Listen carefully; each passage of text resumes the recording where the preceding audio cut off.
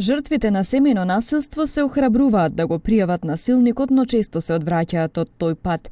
Пријавуваат дека биле тепани или малтретирани, но кога процесот продолжува, тие се откажуваат и не бараат кривичен прогон. Па така со соодветни поднесоци се заокружени едва 1/3 од регистрираните случаи во СВР Тетово.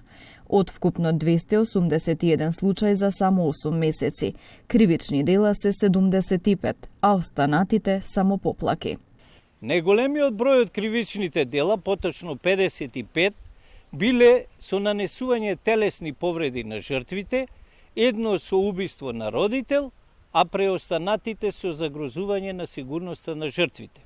Евидентираме и вкупно 206 случаи на поплаки, односно прекршоци, исто така поврзани со семејно насилство, кои се одржале психичко, физичко или економско малтретирање. Од Центарот за поддршка кој започна со работа во Тетово од декември минатата година, потврдуваат дека жртвите честопати се враќаат кај насилникот, поради срам од околината, но и економска зависност.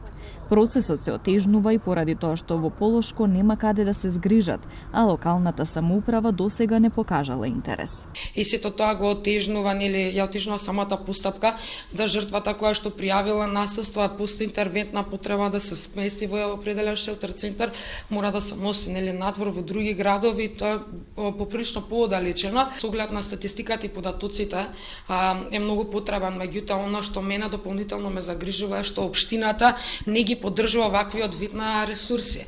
И ова се претежно финансирани советувалишта од надворешни фондации, а тоа не е трајно решение.